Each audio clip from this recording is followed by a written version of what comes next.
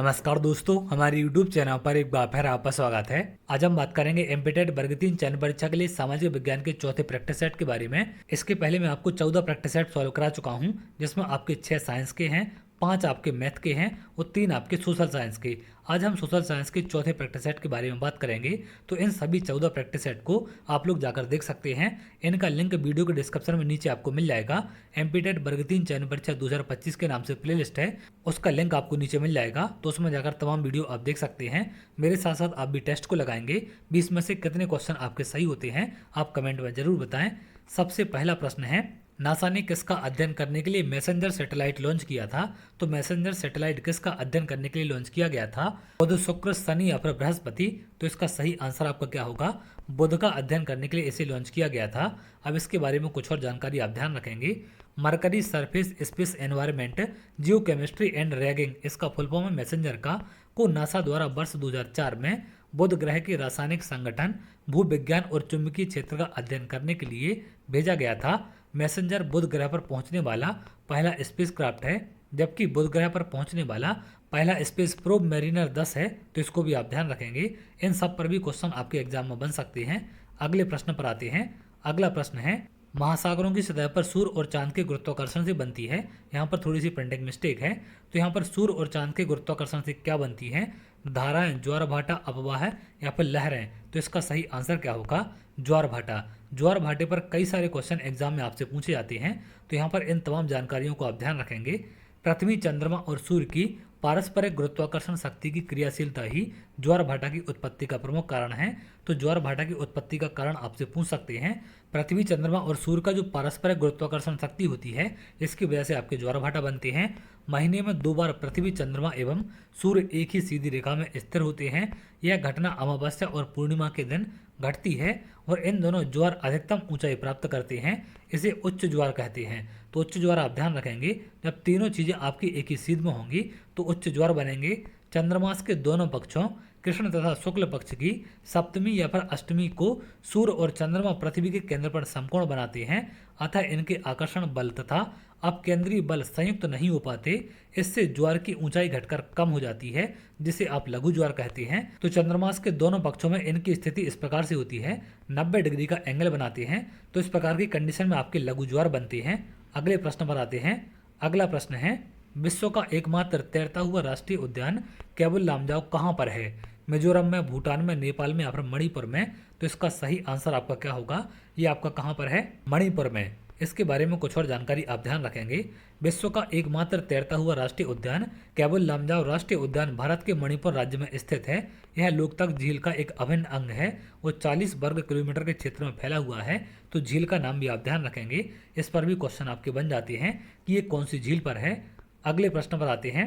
अगला प्रश्न है, 2 नदियों के बीच उपजाऊ भूमि को क्या कहते हैं? जल समर, जल विभाजक, 2 आब या फिर तराई? तो इसका सही आंसर क्या होगा? इसको 2 आब कहते हैं। अब इसके बारे में कुछ और जानकारी आप ध्यान रखें। 2 नदियों के बीच उपजाऊ भूमि को 2 आब कहते हैं। जल विभाजन क्षेत्र वह होता है जो जल के प्रवाह की दिशा को विभाजित करता है। तराई क्षेत्र दलदली मैदान है, जबकि जल समर जल के संरक्षण और प्रबंधन की एक विधि है। तो इन चारों के बारे में आप जानकारी ध्यान रखेंगे। इन पर आगे क्वेश्चन आपके बन सकते हैं। भारत की जलवायु है विषुवतीय, मानसूनी, भूमध्य सागरीय या फिर महाद्वीपीय? तो भारत की जलवायु कैसी है? मानसूनी आपकी जलवायु है। अगर आप आगे देखें, भारत की जलवायु मानसूनी है। यहाँ ऋतु परिवर्तन के साथ वायु की दिशाओं में भी परिवर्तन होता है। इसके साथ अगर आप लोग और प्रश्नों की प्रैक्टिस करना चाहते हैं तो मैंने अपनी एप्लीकेशन पर टेस्ट सीरीज लॉन्च कर दी है। संदीपनी एकेडमी हटा के नाम से एप्लीकेशन है, उसे आप प्ले स्टोर पर भी देख सकते हैं। प्ले स्टोर पर आपको मिल जाएगी। तो उसमें टेस्ट सीरीज आपकी लॉन्च हो चुकी है। वहाँ पर टेस्ट भी आपके अपलोड कर दिए गए हैं और जो टेस्ट आपके बाकी है उनको भी अपलोड कर दिया जाएगा। सब्जेक्ट वाइज और फुल लेंथ दोनों प्रकार के टेस्ट वहाँ पर आपको अपलोड किए गए हैं, तो उनको जाकर आप देख सकते हैं। अगला प्रश्न है, शिव समुद्रम जलप्रपात किस नदी के मार्ग में पाया जाता है? कृष्णा नदी, गोदावरी, कावेरी या फिर महानदी? तो इसका सही आंसर क्या होगा? शिव समुद्रम जलप्रपात आपका कौन सी नदी पर है? इसका सही आंसर होगा आपका कावेरी। इसके बारे में कुछ और जानकारी आप ध्यान रखें। शिव समुद्रम जलप्रपात कावेरी नदी पर स्थित है। यह कर्नाटक के मांडलिया जिले में स्थित है। तो इसका आप राज्य ध्यान रखेंगे, ये आपका कर्नाटक में है। अगले प्रश्न पर आते हैं। अगला प्रश्न है, निम्नलिखित में से किस शहर को भारत का शून्य मील केंद्र के नाम से भी जाना जाता है? तो शून्य मील केंद्र कौन सा शहर है आपका? जबलपुर, इलाहाबाद, नागपुर या फिर दिल्ली? तो इसका सही आंसर क्या होगा आपका नागपुर। नागपुर को शून्य मील केंद्र के नाम से जाना जाता है। अगर आप यहाँ देखें, नागपुर शहर को भारत के शून्य मील केंद्र, जीरो माइल सेंटर के नाम से जाना जाता है। यह महाराष्ट्र राज्य में स्थित है। अगले प्रश्न पर आते हैं। अगला प्रश्न है, निम्नलिखित में से किसे लड़ाकू पेशवा कहा जाता है? तो लड़ाकू पेशवा किसे कहा जाता है? बाजीराव प्रथम को, बाजीराव द्वितीय को, बालाजी बाजीराव को या फिर बालाजी विश्वनाथ को? तो लड़ाकू पेशवा बालाजी प्रथम को कहा जाता है। पहला वाला इसका आंसर होगा। अगर आप यहाँ देखें, बालाजी प्रथम मराठा साम्राज्य के महान सेना नायक थे। बालाजी विश्वनाथ की मृत्यु हो जाने के बाद प्रथम को दूसरा पेशवा नियुक्त किया गया। शिवाजी के बाद बालाजी प्रथम ही दूसरा ऐसा मराठा सेनापति था जिसने गोरिल्ला युद्ध प्रणाली को अपनाया। तो सबसे पहले किसने अपनाया था गोरिल्ला युद्ध प्रणाली को? शिवाजी ने। यह लड़ाकू पेशवा के नाम से भी जाना जाता था, तो इसको आप ध्यान रखेंगे। अगला प्रश्न है, भारत में प्रथम मुगल शासक कौन था? बाबर, बलबन, उमर शेख या फिर हुमायूं? तो पहला मुगल शासक कौन था? बाबर। यहाँ पर अगर आप देखें, बाबर भारत में मुगल साम्राज्य का संस्थापक एवं प्रथम शासक था। उसका पूरा नाम जहीरुद्दीन मोहम्मद बाबर था। 1526 ईस्वी में बाबर ने भारत में जिस राजवंश की स्थापना की थी वह तुर्की नस्ल का चगताई वंश था, परंतु आमतौर पर उसे मुगल पुकारा गया। अगले प्रश्न पर आते हैं। अगला प्रश्न है, कृष्णदेव राय किस राजवंश के शासक थे? चोल, बहमनी, पल्लव या फिर विजयनगर? तो इसका सही आंसर आपका क्या होगा? ये विजयनगर राजवंश के शासक थे, तो डी वाला इसका आंसर होगा। अगर आप यहाँ देखें, कृष्णदेव राय का राज्यारोहण 1509 ईस्वी में हुआ तथा उसने 1529 ईस्वी तक शासन किया। वह विजयनगर साम्राज्य का महानतम राजा और भारत के महान शासकों में से एक था। अगले प्रश्न पर आते हैं। अगला प्रश्न है, बोस्टन चाय पार्टी की घटना का संबंध किससे है?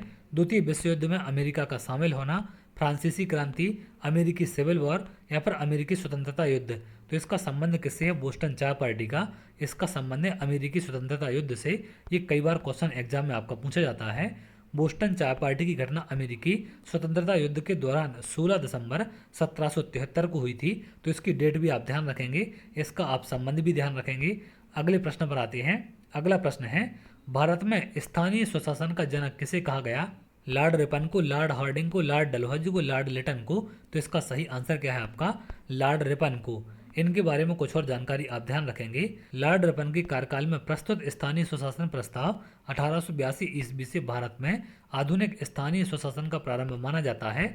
लॉर्ड रिपन को भारत में स्थानीय स्वशासन का पिता कहा जाता है। लॉर्ड रिपन ने प्रांतीय सरकारों को यह आज्ञा दी कि वे प्रांतीय तथा स्थानीय नागरिक वित्तीय साधनों का एक सर्वेक्षण करें, जिससे यह निश्चित किया जा सके कि किन किन मदों की आय व्यय स्थानीय प्रशासन के सुपुर्द किया जा सकता है।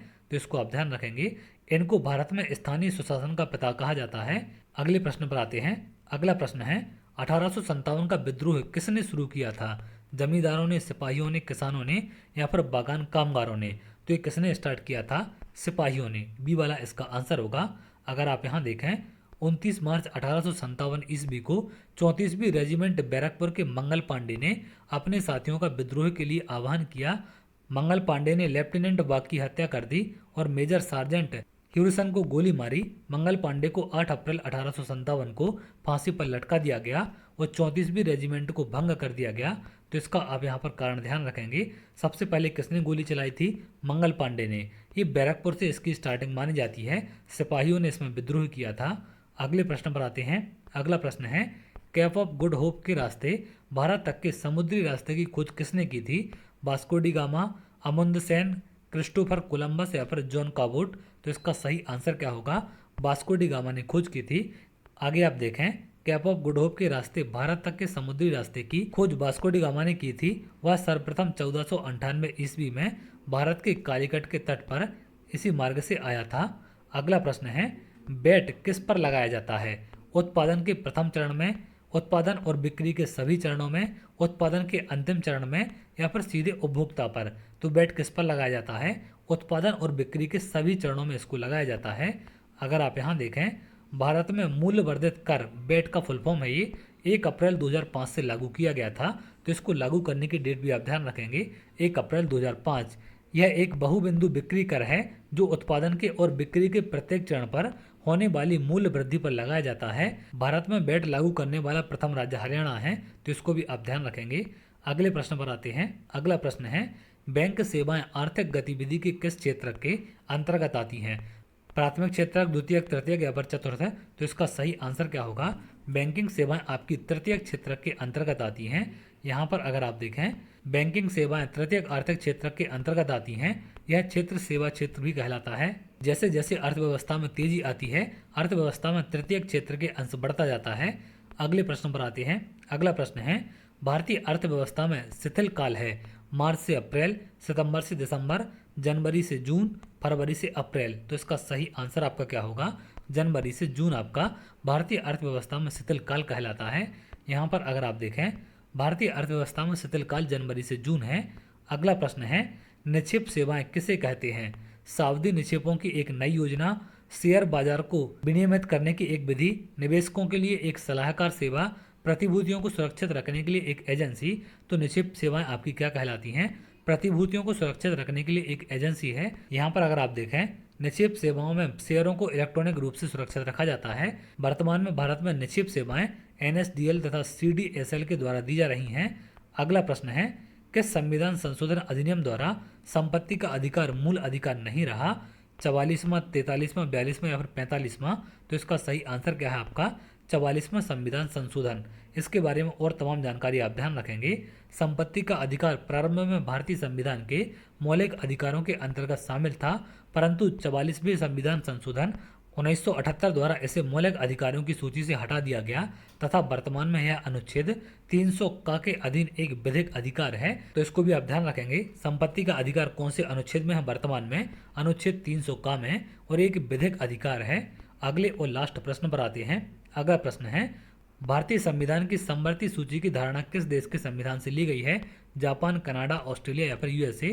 तो इसका सही आंसर आपका क्या होगा? ये ऑस्ट्रेलिया के संविधान से ली गई है। तो ये थे आपके टॉप इंपोर्टेंट 20 क्वेश्चन जिनके एग्जाम में आने की संभावना है। इसी प्रकार के क्वेश्चन एग्जाम में आपको देखने मिल सकते हैं।